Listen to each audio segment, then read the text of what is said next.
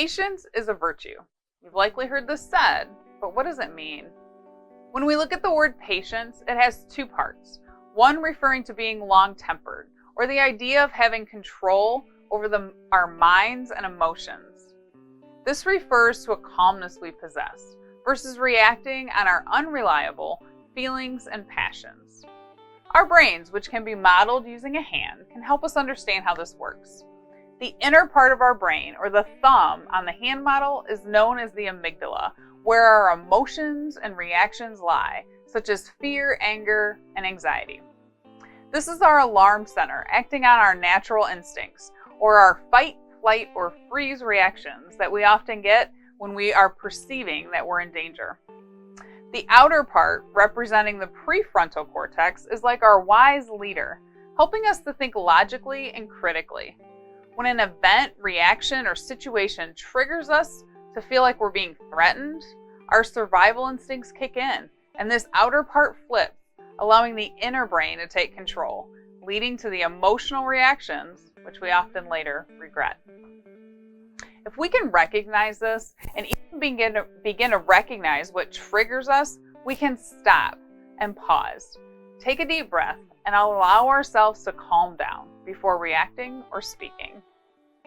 I'd like to show you a technique I recently learned known as tapping.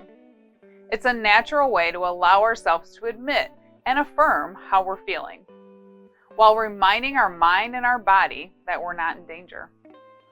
We have various pressure points on our bodies that, when tapped, are shown to send signals to the part of our brain that controls stress and allows ourselves to acknowledge that we are safe. Think about what happens when you get scared or surprised.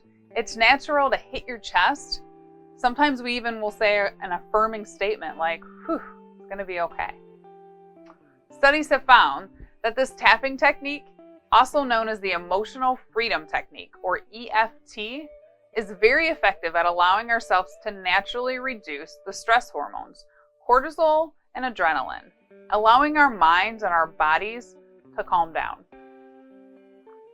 There are various pressure point areas to tap, starting with the top of your head, to the top of your eyebrow, to the side of your eye, to the dent in your chin, under your nose, under your arm, and your collarbone. In addition, there's the side of your hand and the area between your finger and your thumb that you can massage. Those are particularly nice because they're discreet and you can do them easily in public. As you tap, you can state how you're feeling, which is acknowledging your feelings, and then you begin to affirm yourself, which is calming yourself down and comforting yourself. So, start by picking a pressure point and start tapping as you state how you're feeling. I'm going to show you how this works. I'm feeling nervous right now, but I know it's going to be okay. The situation I'm going through is tough, but I believe I can get through it. Everything around me seems to be crumbling, but I know there's people that I can go to for help. There's no real precise way of doing this. Just take some time and give this a try.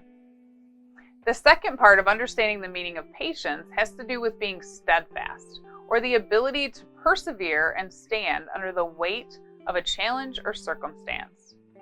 When we stand and we endure the situation while looking ahead and focusing beyond our present circumstances, it allows us to be able to stay calm, holding on to hope, and open to learning from the lessons that we are often found in those challenging situations in life. When we live in the past or stay frozen in the moment, we're not able to move forward. But when we endure the hardships of life, it builds our confidence that we can get through it and teaches us about life, so that in turn we can help others that are going through challenging circumstances. A life with patience becomes fuller, richer, and more productive. So let's choose to slow down, take a deep breath, and keep moving forward.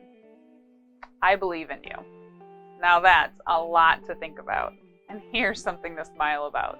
Thanks for joining me today.